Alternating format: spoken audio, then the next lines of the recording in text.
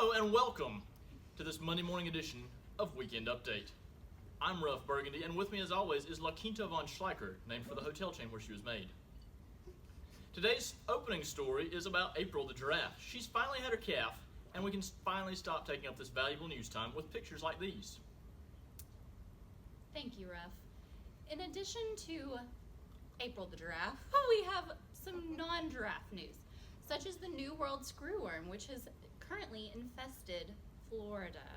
Our first guest today is going to be Alejandro Gonzalez, here from Cuba, to talk to us about this devilish little beast. You know, I believe Alejandro Gonzalez is Spanish for Zone 4 of the lateral claw. I think you're right, Ruff.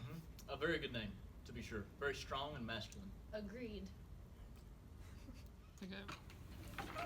Hola, Alejandro. You may call me Taco al Pastor, which I believe is Spanish for Rough Burgundy. Thank you for having me. I'm so pleased to be here to discuss my experience with this horrible worm. I promise that it's just me that has traveled to the United States. None of my livestock has accompanied me. Alejandra, I've heard that screwworm is pretty prevalent where you're from in Cuba. Is that true? Well, unfortunately, it's very prevalent in my country, as well as the Dominican Republic and other Caribbean islands. You can also find it mostly in the Western Hemisphere, primarily in the tropics of South America. Very interesting. So do you know of anywhere it's actually been eradicated? I have the sense that it's going to be somewhere star-spangled and wonderful. America is a beautiful place. It really is.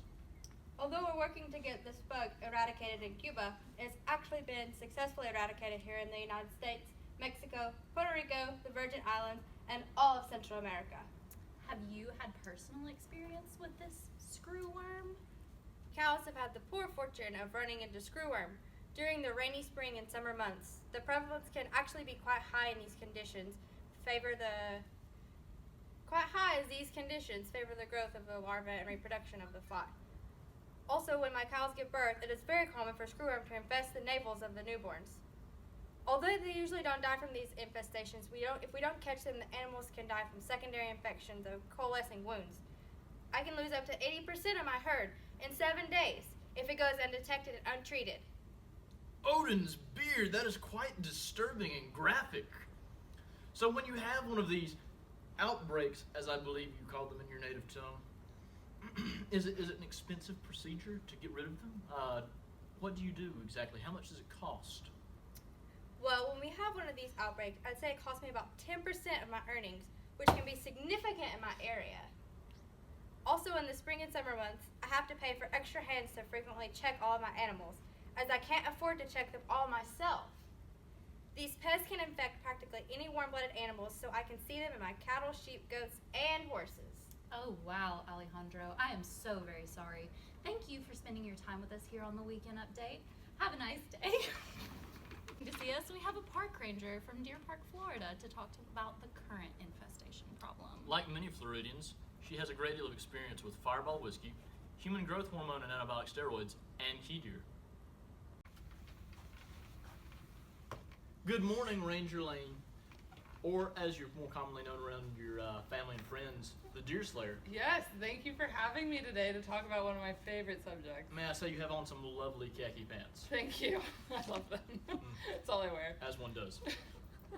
And also go Owls. Can you tell us about your experience with the screwworm? Sure. I am currently a park ranger at the National Key Deer Refuge. It's my job to oversee the health and population numbers of the endangered key deer there. The United States actually has not seen screwworm in our borders since the early 1980s. However, almost 1 year ago, in July 2016, we had our first case at Big Pine Key. By October, our mortality rates had more than doubled. During this period, there were even 9 documented cases in dogs and cats. Fascinating. How in the world did it make it into the United States? So, New World screwworm has to travel as a larvae through an animal or human host, as the flight range for the adult fly is 10 to 20 kilometers. There's also potential for the larvae to spread in hides and on boats. The larvae that infected our deer, however, most likely came from an animal or a human from Cuba, Haiti, or the Dominican Republic. Alejandro. So when you say flies and worms. I'm not sure I follow. Does this mean like the little squiggly things that come out of the ground when it rains? Yeah, so an adult female fly lays eggs in an open wound on a host. After 8 to 12 hours, the larvae emerge, enter the wound, and begin to feed on it. After 5 to 7 days, the mature larvae exit the wound and burrow into surrounding soil, where they pupate for 7 to 60 days, depending on the temperature and environmental conditions. I bet they do. Yeah. After pupating, adult flies emerge, feed, and rest on approximately 3 to 5 days, at which point they are ready to mate again and seek out a host for egg laying. In tropical conditions, this whole cycle can last as short as 18 days. Wow, so that is a lot of baby making. That's a lot. How quickly can they proliferate? Under ideal, humid, warm conditions, screwworm populations can actually double in 1 to 2 months. So it can get away from us pretty quickly. And so is it very hard to control these bugs? They seem quite frightening, to be honest, like little vampires. Because they can come into various countries on animals, humans, and even boats and hides, it can be very difficult to control if they sneak in past the authorities. Before eradication, there were even accounts of long-distance flights across bodies of water, and some adults have been noted to fly nearly 300 miles under the right conditions. Is there any research going on that could help us get rid of these devilish little bugs? One of the biggest needs in research right now is the need to closely examine which animals and people are serving as the biggest source of entry for these larvae. I'll let a later guest explain the current control efforts and research that could be used to improve those methods. Do you think that Alejandro could have brought in the screwworms? It's definitely possible. And that, kids, is why you don't smoke crack. Thank you so much for all you've done, Ranger Lane. Okay. Ranger Lane's gone, as one does when you're in Florida. Yeah. And now joining us is Gladys P. Gossipall, a Food and Agriculture Organization of the United Nations representative. Gladys, so glad you could join us today. Ruff, wait just a moment. What does the P stand for, Gladys? Take a guess. Pumpernickel. Not many people get that on the first guess. Yes! Success. Well done. Anyway. Thank you so much for having me today.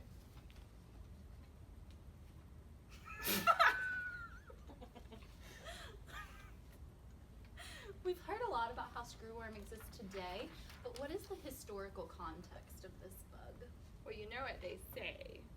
If you don't know your history, it'll repeat itself. Indeed. Screwworm It's was true. first described in 1858 in South America. Much like herpes. The United States has been disease-free for around 30 years prior to the recent outbreak. Also much like herpes. So when you say recent outbreak, I believe, Alejandro, you son of a bitch. It's okay. Continue. Those dastardly Cubans with their screwworm that they bring into the country illegally. They get my blood to boil. What not else? And what not else. My goodness. Have we gotten rid of the ones in the recent outbreak? And how did we do that? Exactly. Spare no details. The United States was declared screwworm free on March 23rd, 2017. A date that shall live in infamy forever. We managed the recent outbreak by using a proven plan of sterile fly release, as well as applying doramectin to treat an active infection.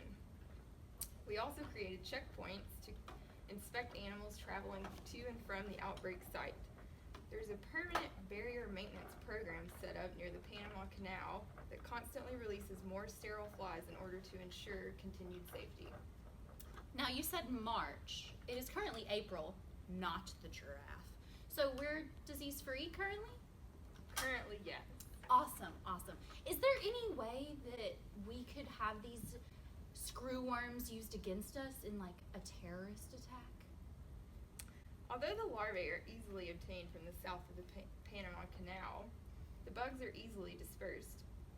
Screwworm is not easily weaponized. The big risk in people, as well as animals, is the infection of open sores with the larvae. The danger is that if the wound is enlarged enough, it can lead to fluid and protein loss and then to sepsis. However, ivermectins work very well against myiasis in humans and animals, so if caught early, the severity is often mitigated. Overall, agritourism in the United States using screwworm would be difficult, simply because of the effectiveness of the current eradication programs.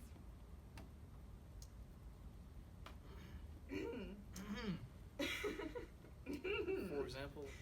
For example, the outbreak in the Keys lasted roughly 6 months. This can be seen as a worst-case scenario, but the fly population is very susceptible to the sterile release program. The biggest harm it would do would be to limit the spread of livestock during the eradication process, raising meat prices and decreasing profit for farmers. Great googly moogly. So wait, what about political implications? Could this, say, turn a red state into a blue state or vice versa? Well, that's where my job comes in. I work with the IAEA As one does. to help individual governments work to eradicate this pest. I've worked with the United States in their efforts as well. On a global political scale, individual affected countries are at high risk of hurting their free trade abilities if they have a significant screwworm problem. For example, with the eradication of screwworm from Central America, they have had much fewer barriers to their trade with the United States. What is Fiat Panis? Isn't that like a car, I think? Sounds like a car. Ignore him. Fiat. Fiat? Just, he's rough. We've discussed this. Sorry, you're right. Anyway, what potential does screwworm have to impact the economy? Not that us Americans really need help ruining our economy. The United States allocated $15 million for the eradication program. Potential losses were estimated at $375 million. So keeping those two numbers in mind, eradication was a highly economic decision. In 1960, it was estimated that the Southwest U.S. lost greater than $100 million annually. Great gazongas, that's expensive. Well, thank you for your just astounding information. I think we've learned a lot here. Now, we're going to just have to ask you to leave because we saw that Alejandro character earlier, and Zone 4 of the lateral claw is not welcome here, and anyone associated with them may be at risk for screwwormiasis. So you're going to have to leave. Last guest of the night is the Georgia State veterinarian. Welcome to the show, Dr. Sylvia Shepard. Well, bless your heart. It's so nice to be here, La Quinta. They have very nice hotels. Mm-hmm. They're really nice. I'm staying in one right now. Be careful not to have a La Quinta of your own.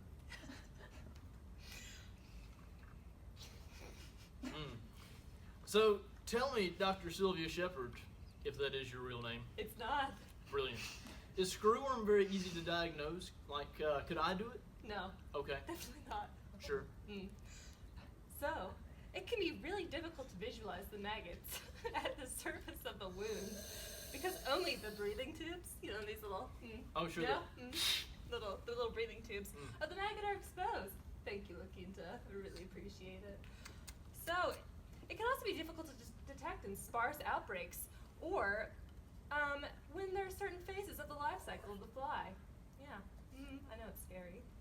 It's very scary. Some veterinarians can see the larvae and assume they're hypoderma or cuterebra. Those are also gross.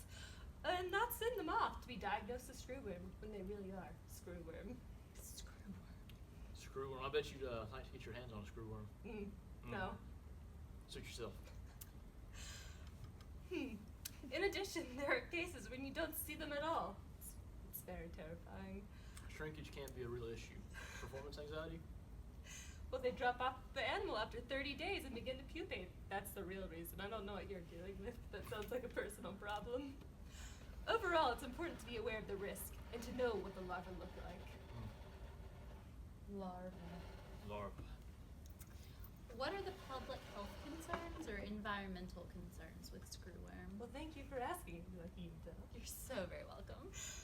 Human cases of New World screwworm are rare. Rare indeed, I say. But they have occurred. That's so sad. It's frightening. I'm worried about Ruff. I heard Alejandro was here earlier. Dastardly Cubans.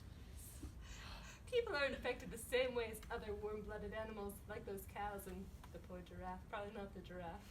Well, maybe the giraffe. Does I mean, there are April have Cubans here. screwworm? Does April have screwworm? Wait, do we have a picture of the giraffe? Somebody throw a picture of April up. Moving on.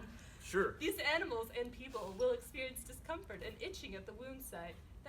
has become infected. Can antibiotics treat that? Wait your turn, Rob. I'm speaking. I'm speaking.